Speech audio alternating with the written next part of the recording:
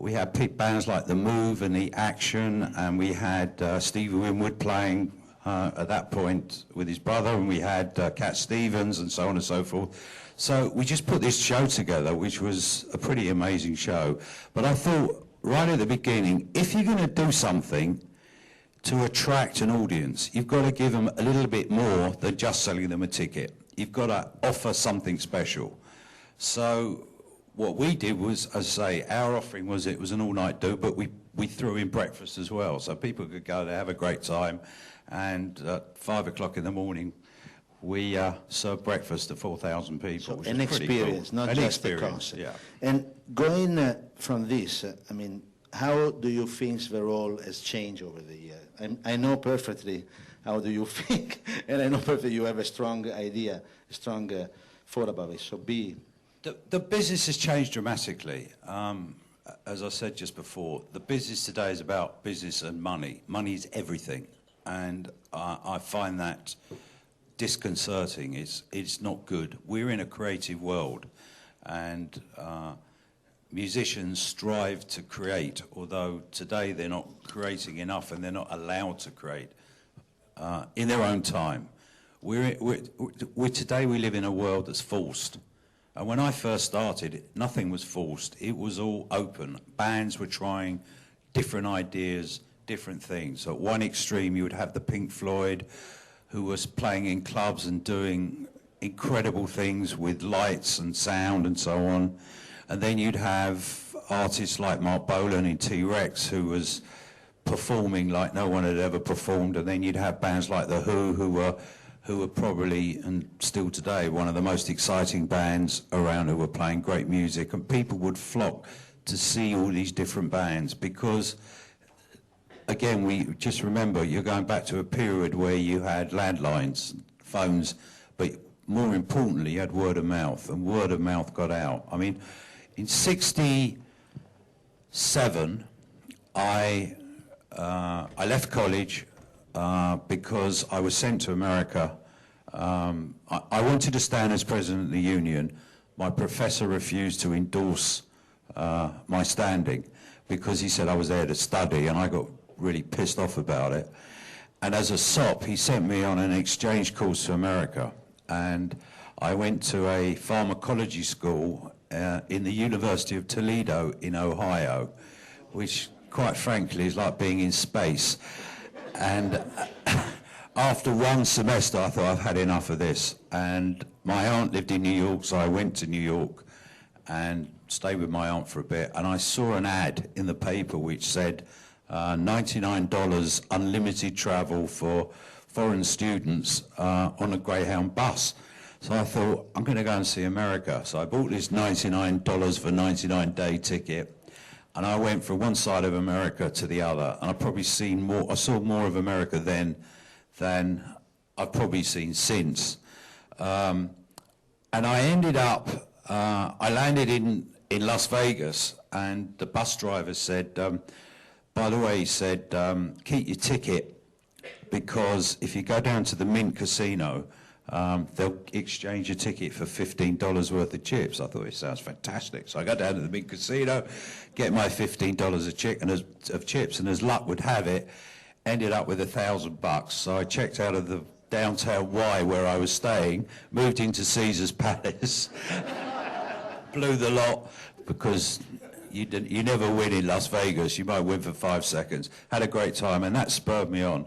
And then I ended my trail in San Francisco, and we were driving over Golden Gate Bridge, and I looked down and I saw this gathering of people on a stage and music playing. I thought, this looks incredible. I have to find out what this is all about. I'd heard about this whole Haight-Ashbury thing, but like most people, didn't really know what it was or where, that it was an area in San Francisco where all these hippies had got together and whatever. So I checked into the Y in downtown San Francisco, made my way back to Golden Gate Bridge, go down to this park, and lo and behold, there was a concert going on with a band called the Grateful Dead and another band called Quicksilver Messenger Service.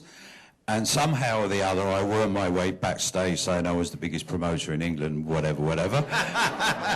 Well done. I get backstage, and for reasons, again, just luck and timing, met the Grateful Dead, who befriended me. They thought I was very amusing, my accent or whatever. And as they did in those days, I'd heard about, people were telling me you've got to be really careful with these bands and you never know what they're going to do and this, that and the other. So I thought I'm going to drink Coca-Cola because I can't go wrong drinking a Coca-Cola. And I opened the can of Coca-Cola and I put it down for about 5 seconds, and unbeknownst to me, they dropped some liquid acid into the cup. By the way, I am the dead. I lost 2 days of my life completely. And I woke up in Peter Fonda's house. Peter Fonda's house. Yeah, and from there, I went down to Los Angeles. I saw that whole scene there. I met Bill Graham, who was a very famous, American, probably the most famous American promoter. Not as good as me, but not a bad guy. Come on! And I realised that the music scene was much bigger than what little I was doing in London. And from that point onwards, I started to make America my second home. I was probably at that time the only British promoter who'd ever been to America. There was only one other guy who was working with American acts, and that's a guy who sadly passed away last week, was Harold Davison, who he worked with Frank Sinatra and some of the big bands and stuff like that. But in terms of English people, I was the only English person that ever went to America. And I went to America and discovered so many American acts, which I then started to bring over to England. And at that time, again, I had no idea what I was doing. All I knew was I was enjoying it, it was working, and every time we came up with an idea, we seemed to have a feeling of how to get the message out. And so I came back to England, and I teamed up with a guy who was at university, who'd also got very disillusioned what he was doing. He worked for Rothschilds, which is a very serious bank, and they sent him there to learn about computer studies. Well, in 1966-67, a laptop computer was the size of this room, and it was very early days, and I think he got disillusioned because he didn't have a clue what they were talking about, and he was apprenticed to Rothschilds, and they sent him down to learn computer stuff, but he gave up. And he and I got together. His name was Michael Alfandari, a very strange chap, and he and I decided to leave college and to go into business together. I had £50 left from my grant. He had, I think, £60 left from his grant. He resigned from his apprenticeship, which you had to pay to be at, and his family weren't very pleased about it. And we set up business together. And we decided that neither of us understood what touring meant, because touring in those days was a very strange situation where if you really were a big act and you wanted a tour, you played the premier circuit in England, which was owned by Rank Cinemas, and they had these great cinema theatre places. Shows were twice nightly, 6 o'clock and 9:30. You had to have an MC, a host in the middle, and you had to have some kind of vaudeville act, like a dog act, or a trick cyclist, or a juggler, or something in the middle of a rock concert, or a pop. It was really weird, and I couldn't get my head around it. So we decided early on that this wasn't what we wanted to do. We wanted to do something different.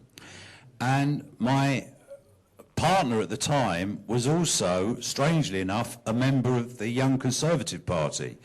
And this was a hippie who, smoked a joint for breakfast every day and whatever, but somehow or the other he was part of the Young Conservatives. And he we were working out in North London, and he went to the local council, which was Camden Council, and who had an arts festival going on, and said there was nothing for young people, and we should be doing something for young people. And they said, okay, we've got this weird place called the Roundhouse, which is an old tram shed. Trains used to come into this Roundhouse.